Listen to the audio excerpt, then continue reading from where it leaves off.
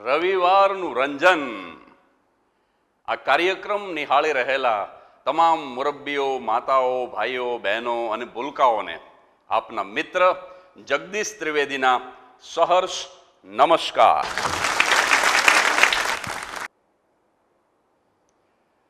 આજે 7મી નવેમ્બર અને ગુજરાતી મહિનાઓ પ્રમાણે નવા વર્ષનો પ્રથમ રવિવાર એટલે નવા વર્ષની શુભકામનાથી મારી વાત શરૂ કરું. મસ્ત મયુરને મેઘ મુબારક, કોયલને ટહુકાર મુબારક, સૌને સૌના યાર મુબારક અને તમને બધાને જગદીશ ત્રિવેદીના સાલ મુબારક, સાલ મુબારક. નૂતન વર્ષાભિનંદન. ધનતેરસ ગઈ ને હમણાં, ધનતેરસે લક્ષ્મી પૂજનનો મહિમા હોય. આમ તો ધનતેરસ નથી, અત્યારે જ્યાં જુઓ ત્યાં ધન તરસ છે. પણ લક્ષ્મી પૂજન બધા કરતા હોય. અંબાલાલ ચાંદીના સિક્કા લઈને પૂજન કરતો તો એક સિક્કો સફેદ અને એક સિક્કો કાળો. મેં કીધું કેમ આ કાળો સિક્કો? મને કે આ વ્હાઈટના લક્ષ્મીજી, આ બ્લેકના લક્ષ્મીજી.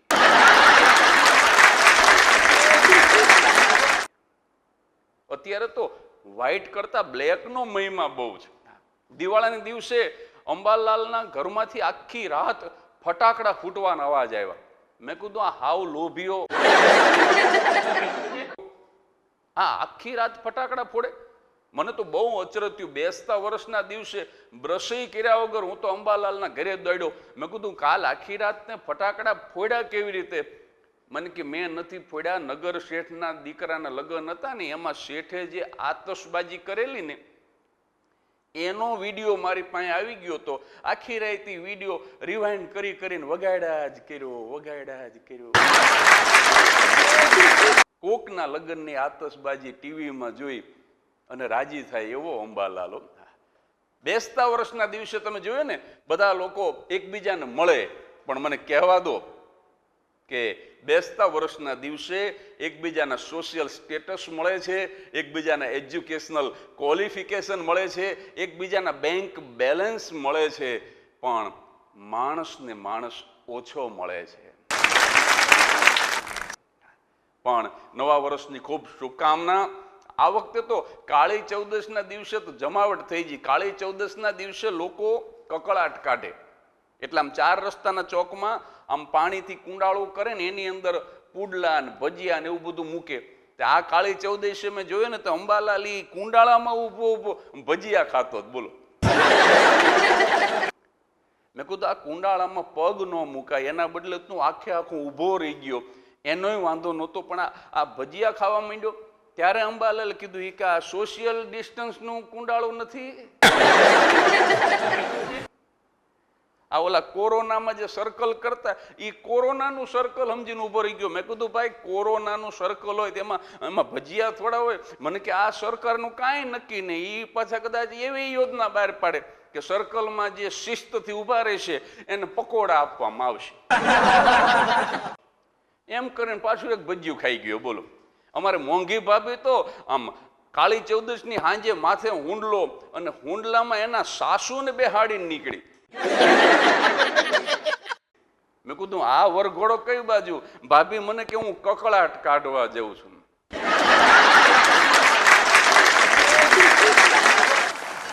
કારણ કે એના માટે એના સાસુથી મોટો કોઈ કકળાટ નથી. એક દિવસ મોંઘી ભાભીએ એના સાસુને દૂધનો વાટકો ભરીને આપ્યો. એના સાસુ કે કેમ કોઈ દીને આજ દૂધ આપ્યું? ત્યારે મોંઘી બોલી એ કે બા આજ નાગ પાંચમ છે ને.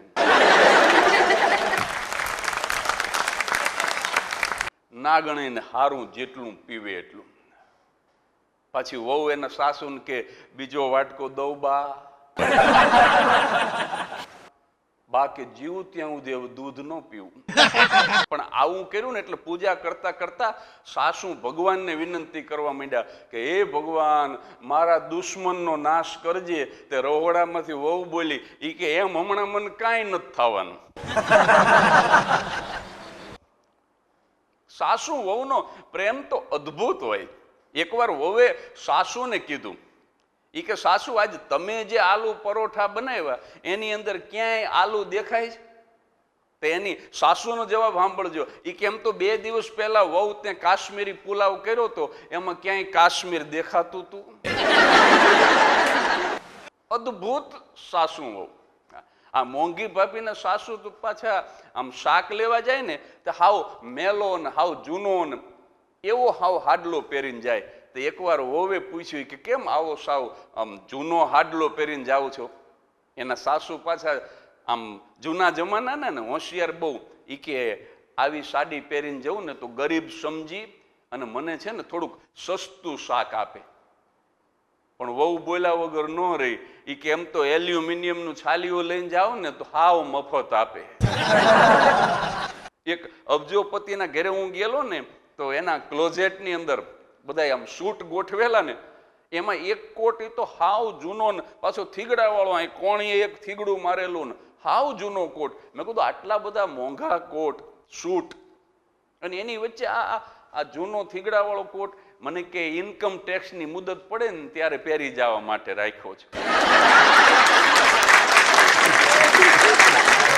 કેવા માણસો આઈડિયા કરે છે સાહેબ કે ઇન્કમ ટેક્સમાં જો આ ફાટેલો કોટ પહેરીને જવું ને તો એ લોકોને એમ થાય કે ગરીબ માણસ છે એટલે મને માફ કરી દે. સાહેબ આ માસ્ક તો છે ને કોરોના આવ્યો પછી આવ્યા, પણ મુખવટો તો માણસ વર્ષોથી પહેરીને ફરે છે. મુખવટો તો માણસ વર્ષોથી પહેરીને ફરે. એકવાર તો એક સાસુએ એની વહુને કીધું કે હવે આ તારો દીકરો એટલે મારો પોતરો હવે લગ્નને લાયક થઈ ગયો, હવે એને પરણાવી દે વહુ. એટલે વહુએ તરત જ કીધું કે હું આમ તો દીકરીઓ જોઉં જ છું બા, તમને ખબર જ છે, પણ સારી વહુ મળે પછી પરણાવું ને. ત્યારે સાસુએ કીધું કે એ તો દીકરો ઉંમર લાયક થાય ને એટલે પરણાવી દેવાય, પછી સારી વહુની રાહ ન જોવાની હોય. અમે સારી વહુની રાહ નહોતી જોઈ.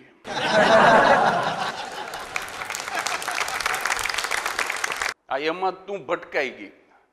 એક સાસુ તો મંદિરે બેઠા બેઠા એની ઉંમરની બીજી જે બધી ડોશીઓ હોય ને એને વાત કરતા હતા. એ કે મારા દીકરાના 2 લગ્ન ફેલ ગયા. તો બીજી બધી જે ડોશીઓ હોય ને એ પાછી ગંભીર થઈ જાય. એ કે કેમ 2 લગ્ન? તો કે તમને તો ખબર છે, પેલું લગ્ન કર્યું ને વહુ કોકની યાર ભાગી ગઈ. કે હા એ તો અમને ખબર છે, પણ આ બીજી? તો કે બીજી ભાગતી નથી. બીજી એવી ભટકાણી કે એને ભગાડવી છે તોય ભાગતી નથી. બોલો. અને આ જે મોટી ઉંમરના બહેનો ને એ પાછા જે અભણ હોય એ ભેગા થાય ને એ જે ઓટલા પરિષદ કરે અને એ જે વાતું કરે સાહેબ, એ જો ક્યારેક કાન માંડીને તમે સાંભળો ને તો તમારે ક્યાંય કોઈ હાસ્ય કલાકારને સાંભળવાની જરૂર જ ન પડે. બોલો. મારા જ ઘરના ઓટા ઉપર શેરીના બધા બહેનો મોટી ઉંમરના ભેગા થયેલા ને એકવાર મારા કાને વાત પડી. અંગ્રેજી તો હાવ આવડે નહીં અમને. એટલે એક માજી બીજા માજીને કે ભારતની ને ઇન્ડિયાની લડાઈ ફાટી નીકળી. બોલો. ભારતની ને ઇન્ડિયાની. તે જે બેનના ઓટે બેઠા હતા એ માડી ગંભીર થઈ ગયા. એ કે હાય હાય હવે હિન્દુસ્તાન વચ્ચે ન પડે તો સારું. હવે ક્યાં ભારત, ક્યાં ઇન્ડિયા, ક્યાં હિન્દુસ્તાન? પણ આ બહેનોને શું મજા આવે ખરેખર. બહેનોની વાત તો અદ્ભુત. એક બેનના માથે આમ ગમે તે કંઈક જુદું શેમ્પુ એપ્લાય થઈ ગયું કે જુદી જાતનો સાબુ લાગી ગયો કે ગમે એ થયું કે બીમારીના કારણે થયું, આખું માથું સાહેબ ટાલ પડી ગઈ, માથામાંથી વાળ જ બધા ઉતરી ગયા. હવે સ્ત્રીને માથેથી વાળ ઉતરી જાય તો કેવી લાગે? હાવ ટકી થઈ ગઈ. બોલો. 3 બાલ બચ્યા રોકડા, અમર, અકબર અને એન્થોની. તો એ પાસે બેનનું બ્યુટી પાર્લરમાં જાય. 3 રોકડા વાળ લઈને બ્યુટી પાર્લરમાં ગયા ને ખુરશીમાં જઈને બેસી ગયા. ઓલી પાર્લર વાળી બોર્ડ મારીને બેઠી હોય, ના તો પાડી ન કે આવા ટકા મુંડા વાળા ન આવું. એટલે પાર્લર વાળા બેન કે બેન શું કરવું છે? તો કે ચોટલો લઈ દો, મારા ભાઈના મેરેજ છે. ઓલી આમ 3 વાળનો ચોટલો લેતી હતી એમાં એક તૂટી ગયો. તો કે બેન એક વાળ તૂટી ગયો એમ તો ન કહેવાય કે 3જા ભાગના ગયા. 2 જ બચ્યા હતા. તો કે એક કામ કરો, ચોટલાનું કેન્સલ, ફટાફટ પોને લઈ દો, જાનની બસ ઉપડવાનો ટાઈમ થઈ ગયો છે. ઓલી આમ 2 વાળની પોની લેતી હતી ને એમાં એક તૂટી ગયો. હવે એમ તો કહેવાય નહીં કે આ અડધા ઉપર ગયા. ઈ કે બેન આમાંથી ને એક વાળ તૂટી ગયો, એક જ બાલ રોકડો બચ્યો તો. ઓલા બેન ખુરશીમાંથી આમ ફડાક દઈને ઊભા થઈ ગયા. ઈ કે રહેવા દે, હું જાનમાં છૂટા રાખીશ. હવે એક વાળમાં બાપા તું હું છૂટા રાખીશ. પણ આજે જ્યારે સાસુ અને વહુની જ વાત નીકળી છે ત્યારે એક મારી ખૂબ જાણીતી જોક જે તમને ખૂબ આનંદ આપશે સાસુ અને વહુના વિષયમાં.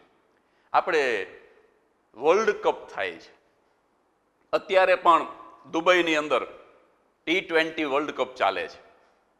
હવે આવો જ 50 ઓવરનો બહેનોનો વર્લ્ડ કપ, અને એમાં ભારત અને ઇંગ્લેન્ડના બહેનો ફાઇનલમાં આવેલા.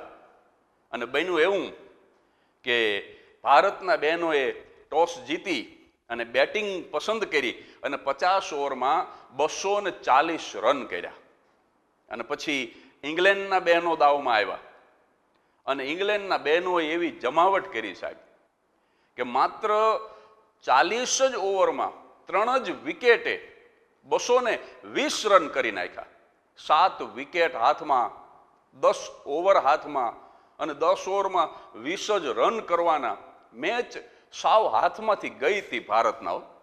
અને એમાં મેદાનમાં ડ્રિંક આવ્યું અને પછી જે ચમત્કાર થયો છે, ગમે તે થયું, પણ ડ્રિંક્સ આવ્યા પછી ભારતના બહેનોએ જે કચકચાવીને બોલિંગ કરી છે, ઇંગ્લેન્ડની બહેનો 20 રન ન બનાવી શકી અને બાકીની 7 વિકેટ પડી ગઈ. ભારત કપ જીતી ગયું સાહેબ. ભારતના બહેનો પછી આમ વર્લ્ડ કપ લઈ અને સહાર એરપોર્ટ મુંબઈ ઉતર્યા એટલે જુદી જુદી ચેનલના પત્રકારો એ તો વળી આમ કેમેરા લઈને હામાં જ ઊભા હોય રાહ જોઈને જ. એટલે જેવા આપણા કેપ્ટન આવ્યા એટલે પત્રકારો બધા ફળી વેરા ના બોલો, માઇકનો તો મધપૂડો કરી નાખ્યો. એટલા બધા માઇક આમ ગોઠવી નાખે કે બોલવા વાળો ન દેખાય. પત્રકારત્વએ જે જમાવટ કરી છે છેલ્લા વર્ષોમાં. એટલે કોઈકે પૂછ્યું ઈ કે સાવ સાચું કહેજો, મેચ સાવ હાથમાંથી ગઈ હતી, 40 ઓવર પૂરી થઈ ત્યારે ભારત હારી જ જતું હતું અને આ ચમત્કાર કેવી રીતે થયો? અને પછી ભારતના કેપ્ટન જવાબ આપે છે, જે બેન હતા એમણે કીધું કે હવે ઇન્ડિયા સુધી આવી ગયા પછી હવે સાચું કહી દેવામાં કાંઈ વાંધો નહીં. મેદાનમાં ડ્રિંક્સ આવ્યું ને એના સાથે અમારા ટીમ મેનેજરે એક ચિઠ્ઠી મોકલાવી હતી અને એ ચિઠ્ઠીની અંદર એમણે એક જ વાક્ય લખ્યું હતું કે હે ભારતના બહેનો, હવે બોલિંગ કરો ત્યારે એમ માનજો કે સામે સ્ટમ્પ નથી પણ તમારા સાસુ ઊભા છે.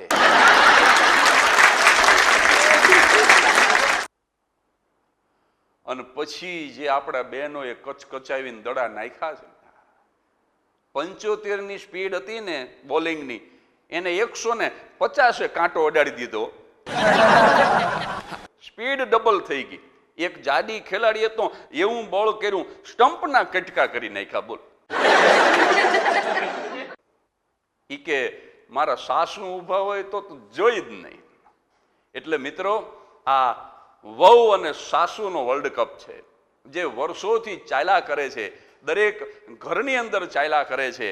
મારે કોઈ ઉપદેશ આપવાનો હોય જ નહીં, પણ એટલું હું ચોક્કસ કહીશ કે વહુ અને સાસુ એ એકબીજાને જો આ રીતે જોતા થઈ જાય, જો આ પ્રકારના ચશ્મા પહેરી લે, કેવા કે વહુ જો એમ માને કે હું મારી મમ્મીને મારા પિયરમાં મૂકીને આવી છું, કારણ કે એને તો કરિયાવરમાં ભેગી લઈ જવાય નહીં, હું મારી મમ્મીને મારા પિયરમાં મૂકીને આવી છું, હવે આ મારી સાસુ જ મારી મમ્મી છે, આવા ચશ્મા જો વહુ પહેરી લે, અને સાસુ જો એમ માને કે મારી લાડકી દીકરી જે પાણી માગતી, હું એને દૂધ આપતી, હું એને કામ નહોતી કરવા દેતી, એ દીકરી અત્યારે સાસરે જતી રહી છે અને હવે એ ભલે 2, 5, 10 દિવસ માટે આવશે, પણ કાયમ તો એ હવે મારી સાથે રહેવાની નથી. તો મારી દીકરીની વિદાય પછી આ પુત્ર કરતા વધુ એવી જે પુત્ર વધુ આવી છે એ જ મારી દીકરી છે. આવા ચશ્મા જો સાસુ પહેરી લે તો મને એવું લાગે છે કે એક પણ ઘરની અંદર વહુ સાસુના કજિયા કંકાસ ન થાય.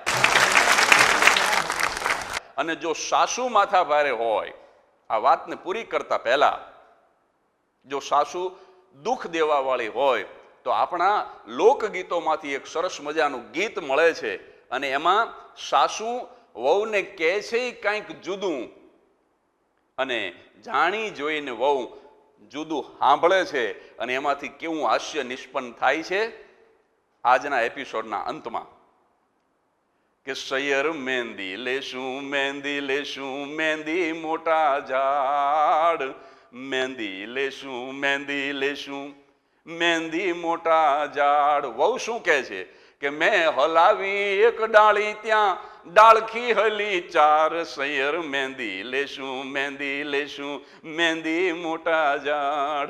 વહુ એક ડાળખી હલાવે ને તો 4 ડાળખી હલે હો. એના પરણાને એકને જ હલાવે ને તો એના સસરાય હલી જાય, એનો જેઠે હલી જાય અને એનો દેરે હલી જાય. કે મેં હલાવી એક ડાળી ત્યાં ડાળખી હલી ચાર, સૈયર મહેંદી લેશું, મહેંદી લેશું, મહેંદી મોટા ઝાડ. એની પંક્તિ તો ઘણી છે પણ એક જ પંક્તિ જેમાં પ્રાણ છે, બહુ સુંદર એની અંદર નિર્દોષ હાસ્ય છે કે મારી સાસુએ એમ કીધું વહુ કોડમાં દીવો મેલ. આ કોડ એટલે ઢોરને બાંધવાની જગ્યા. જૂના જમાનામાં ઘરે ઘરે ઢોર હતા, અત્યારે એ બધા રોડ ઉપર આવી ગયા. મારી હાહુએ એમ કીધું વહુ કોડમાં દીવો મેલ. પણ વહુ હાથે કરીને કાંઈક જુદું સાંભળે છે કે હું બોળુણી એમ સમજી કે હાહુની હોડમાં દીવો મેલ, સૈયર મહેંદી લેશું, મહેંદી લેશું, મહેંદી મોટા ઝાડ, મહેંદી લેશું, મહેંદી લેશું. મેં હલાવી એક ડાળી અને ત્યાં તો ડાળખી હલી ચાર, સૈયર મહેંદી લેશું, મહેંદી લેશું, મહેંદી મોટા ઝાડ.